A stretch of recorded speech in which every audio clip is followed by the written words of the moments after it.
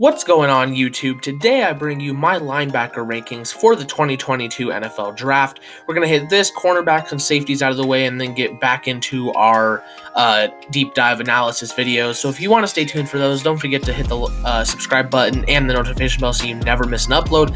Without further ado, let's get into it. Starting on my linebacker number one, I feel like this should still be the consensus number one. I know there are a few other guys that people do like, but Christian Harris to me just has to be the number one. The dude is hyper athletic. He's nice and physical as well, and he's actually pretty decent in the run game. It's definitely as far as his between passing coverage and run defense, it's definitely his strong suit, even if it's not his strong suit.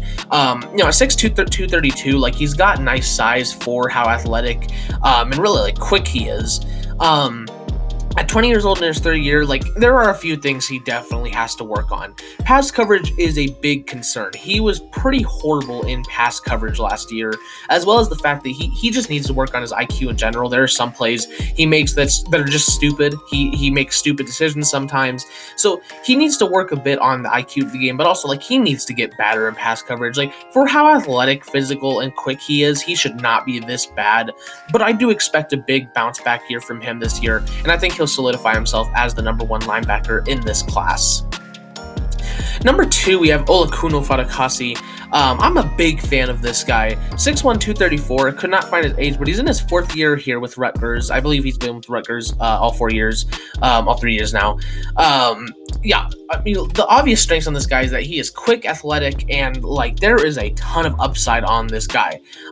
Even for a fourth-year player, you can see that he is not at his full yet. Sort of like his brother, who's already in the NFL on the Jets. He's also a very, very solid tackler as well. Now, he's not. Here's the thing with Fatukasi. He's not hyper athletic like a Christian Harris. He's not super quick. But when you look at his weaknesses, right, it's IQ, kind of. He's not the smartest guy, but he doesn't make stupid plays all the time. Physicality, it's not bad, but it's not good. The thing with Fatukasi is that he's so average at literally everything. The main reason why I have him at number two is because, again, I do love his athletic ability and just his his quickness and stuff. But for how raw he is, even though he's in his fourth year, he is still majorly raw. And because he's already average at everything, I wouldn't say there's one thing he's particularly bad at. Maybe his run defense a little bit, but he has so much upside on him is really what I love about Fatukasi. So I definitely understand why people don't have him as high as number two, but I think you take the fact that he's literally already average at everything, and with the amount of upside, I really do like Olakunle Fatukasi, so he's here at number two for me. Number three, we have Merlin Robertson. The big guy, obviously, 6'3", 250. Couldn't find his age either, but he's in his fourth year as well here with Arizona State. Strengths, the first thing that obviously passes out is that he's versatile. He's this year's Zaven Collins. He can play that linebacker or that kind of outside linebacker role. I mean, he's a perfect fit. Comparison for him is Hassan Reddick, who was a perfect fit for Zaven Collins last year. That's why the Cardinals took him. With Merlin Robertson here, not only that, but he's also pretty solid in pass coverage, which is why he has that linebacker versatility. He's also just a smart guy. He's limited because of his physical traits and his upside. He's not very fast. He's not the most physical guy, even for his size. His arsenal as a pass rusher is definitely lacking, and he doesn't possess that upside to where it's it makes me want to take him early. For me, at best right now, he's a mid-second rounder because, again, you know what you're getting with him. There's no promise he'll even be as good as Hassan Reddick, and I'm not even talking about this last year Hassan Reddick. He's got the traits, he's a versatile guy. He's great in pass coverage. He's a smart player, but he's just kind of athletically limited, as well as just, again, that upside isn't there. Now, if you take his talent at face value, where you know what you're getting, it's still good talent. It's at the very worst, very good depth for you if you want to put him in the linebacking room or whatever. It's just really how much is he really going to let that physical like physical side of his game limitate him. We'll have to see. That's why I couldn't love Pete Werner, because I loved Pete Werner. He's a super smart player, but he just is so physically limited to where, you know, he wasn't picked that highly in the draft. There's another guy, we'll get to that later, where they're super smart players and I love them, but they're just athletically limited. And so I still don't think his talent at face value is worth a number 3 linebacking selection, but still, again, like at best, he's a mid second rounder right now. So number 4, we have Ventrell Miller out of Florida. 6'1", 230. He's 22 years old in his final college year here, probably. He's athletic. I do love the athletic side to him. With that, he's also pretty physical, and he's actually really nice at using his hands in both pass breakups and pass rush when he's asked to do so. Now, once again, the main weakness with Miller is just the upside, and also just at times he makes some stupid plays. When you combine those two things together, it drops you down here to number 4. Now, if he showed that, you know, maybe we've not seen everything that we think we have from him, he could definitely move up this list. And for sure, if he, you know, starts making some better decisions at certain times, could also move up this list. I mean, he's got nice size, he's athletic, he's physical, like he's an all-around decent linebacker. But once again, you know what you're getting with this guy. And because there's not that upside, because at face value his talent is good, but it's still not like great. As well as the fact that he's just not always the smartest player. That is what has him as number 4. Like, this is a very deep linebacking class. This isn't a good linebacker class. To be honest, there's a legit chance that if Christian Harris sucks, we might not have a first-round linebacker. So, yeah, Ventrell Miller here at number 4, though. Once again, the upside isn't there. He's still good, but there's just not that upside. Number 5, I have JoJo Domann out of Nebraska. 6'1", 230. He's a super senior here with in his 5th year. Once again, I believe he's always been at Nebraska. One of the things that pop out immediately to me was his physicality. It's just not there.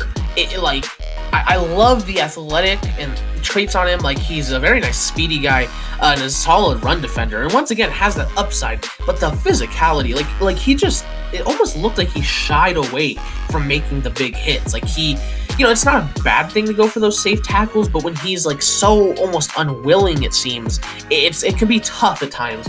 Add on to that fact that, like, you know, he's not the smartest player in the world, and he's already playing lesser competition most of the time at Nebraska. There's a few things to be concerned about for sure. Now, again, you look at the strengths. He's athletic, he's quick, he's pretty good in run defense. Like, he's got that upside, because I don't know if we've really seen everything from him at Nebraska. Even in his 5th year here, like, I feel like he could still be waiting to break out. Perhaps he's just in the wrong scheme. I mean, Nebraska's defense, like, it's good, but I don't know if it's the right scheme for him. Physicality popped off as something he definitely needs to work on. Could make some smarter decisions, and not playing the best competition, that's not really his fault. But I do like the risk. So it's a guy that I'd be willing to take like late day 2 because of that upside, that, you know, athletic ability and stuff. So I have JoJo Domann here at number 5. Number 6, we have Jack Sanborn, and this is the most frustrating player in the class for me, because at 6'2", 232, he has great size. I couldn't find his age, but he's in his 4th year here. He's experienced.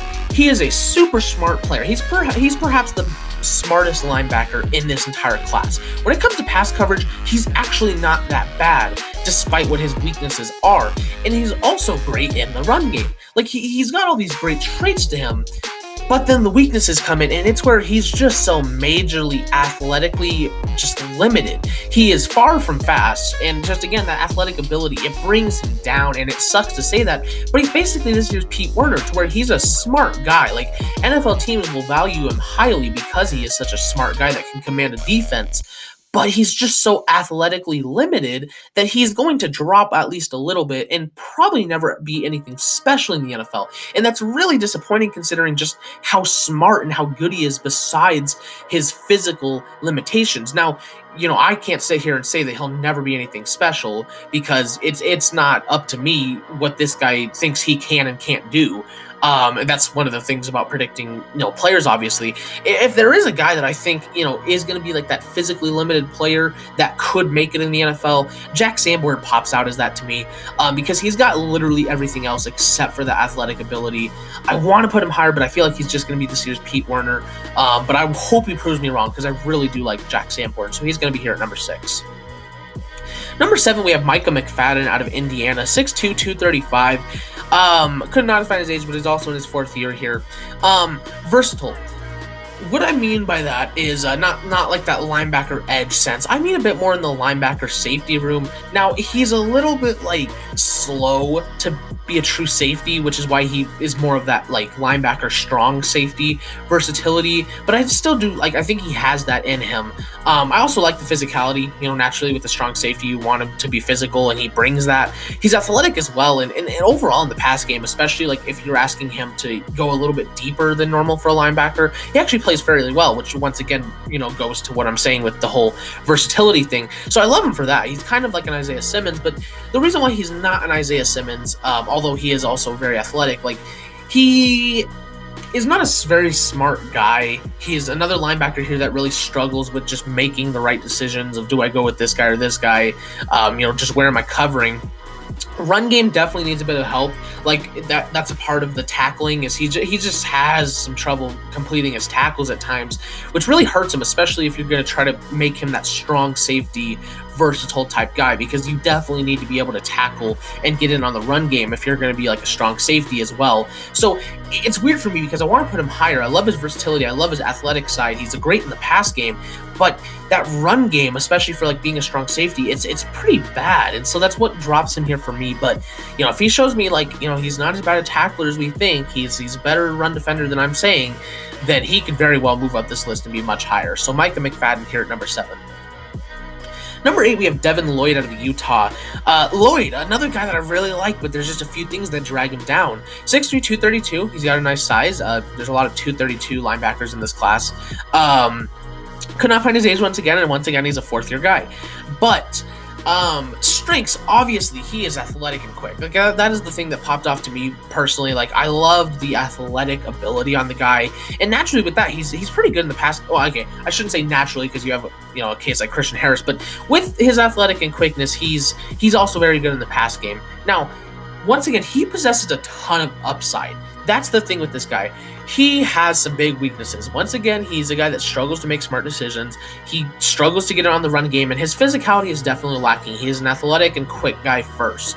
But that upside is just something to awe at, because he is so athletically, again, just great that, you can fix some of these things with his like IQ in the run game. Physicality is something that the player really has to work on, but I think with that upside, just the athletic ability, I really love this guy as an early day 3 pick right now, and he could get higher. I think it's worth the risk regardless. So he's a very athletically gifted person, just has a few things he needs to work on, and he can be much higher on this list. So number 9, we have Idufan Olafosio. Tell me if I'm saying that wrong, but 6'0", 230. He's missing the height compared to some of these other guys, but he's still not short, obviously. Once again, could not find his age, and he's in his 4th year at Washington here. Pass game and pass rush were something that immediately stuck out. Like he's got that nice versatility to where like he can go back into coverage or also blitz right up the middle. Like this is a perfect guy that a lot of guys are going to want on their defense. Not to mention his tackling is also pretty solid. And once again, he just has that really nice upside. The reason he really comes down to number 9 for me is because there's still just a lot of rawness to his game. Like, again, even though he's in his 4th year here, like he plays very raw. His IQ at times is just very questionable. Like again, I get he's raw, but he just makes some very stupid plays. We've not seen a whole lot from him. I believe he's only played in like 7 games or something like that. So that's part of why he's so raw. But also like the run game could definitely improve. Like he's a great pass rusher and a great like coverage guy, tackling superb, and has got that upside, but there's just a few things to like he's so raw. We've seen so little. Like the run game didn't look the best at times. He's not the smartest guy. I mean, far from it, to be honest. Like, not to be mean, but he just sometimes makes some really stupid plays. There's a lot of stuff to really love about this guy, including the upside.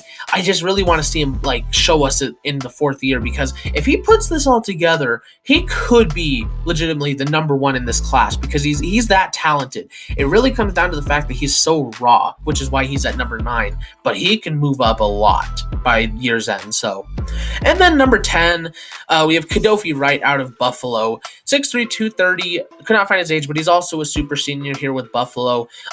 Great in the run game. I don't know about great, but he is pretty solid in the run game. He's also a smarter linebacker, especially compared to some of these other guys in the class. Also athletic, and he's one of the more ready guys in the NFL. I wouldn't call him quite NFL ready, but that's why I say probably ready. He's more ready than a few of these other guys for sure. Weaknesses, obviously, Buffalo, you're not playing the best competition in the world. Even though, he is pretty athletic and stuff, and he's got nice size, he's pretty limited in pass coverage. He just plays kind of sluggish at times. But it's something he can work on. Because it's not horrible. He is still athletic and stuff, but that doesn't necessarily mean you're good in pass coverage. But besides those two things, he is a pretty gifted guy. It's just really, I do think this is one of those cases where he's played well against the competition he's playing, because he has played very well. Especially this last year in Buffalo, but just with the competition you're playing there, and the fact that you've shown that you still suck in pass coverage sometimes, I am kind of worried about him a little bit. He's an older guy. There's a few limitations to his game. I think this is a guy that will definitely get drafted, mid day 3, but I don't expect him to ever be anything special in the NFL. He's just here at number 10 because I think he is better than some of these other guys right now, but still take that at face value. And then there's some other guys to take note in. Henry To'oTo'o is how I'm going to say it right now. I don't know how you actually say it. Let me know down below. Out of Alabama, just, really, we got to see what this guy has. I mean, he's pretty athletic. So, Damon Clark out of LSU, I think he'll still be the number 1, even with Mike Jones, who we'll get to in a second. If you haven't checked out Broshmo, he loves Mike Jones. I don't think he'll be starting, but Damon Clark, though, Damon, is it just Damon?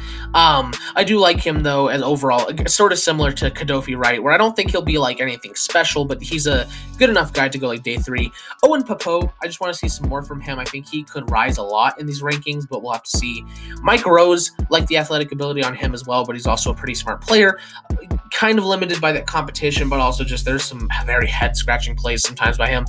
Pele Gatot, is that how you say it? He's transferring right now. Probably going to end up at Ohio State. Apparently he's been on the campus and stuff. If there's a place where he's going to show out, it's Ohio State. And he better, because if he doesn't do anything this year, he goes undrafted. There's no doubt. He's got all the traits. He's got the size. He's got the athletic ability. He's got the IQ. Just for some reason, he's never been able to put it together. And I really hope he can figure it out. Probably at Ohio State. But for right now, he would definitely be going undrafted. Dorian Williams, a guy out of Tulane that I'm not high on, but I know a lot of other people like him a lot. Cam Wright out of Pittsburgh. Again, sort of similar to Damon Clark, Kadofi Wright, but I don't think he's as good as those guys. And then Mike Jones is someone that, to be honest, I've never heard of before Broshmo talked about him. I guess he's kind of that safety linebacker versatility guy. I looked and he's not really shown me anything that I believe he'll be special or anything, especially not to put him as my number 1 linebacker, but he is still a guy I'm going to keep my eye on at the very least. But that is my linebacker rankings for the 2022 NFL Draft. If you guys liked the video, don't forget to leave a like, subscribe, and hit the notification bell. It's hard work for me to say for some reason, so you never miss an upload. Thank you guys so much for watching, and I'll see all you guys in the next video. Bye-bye.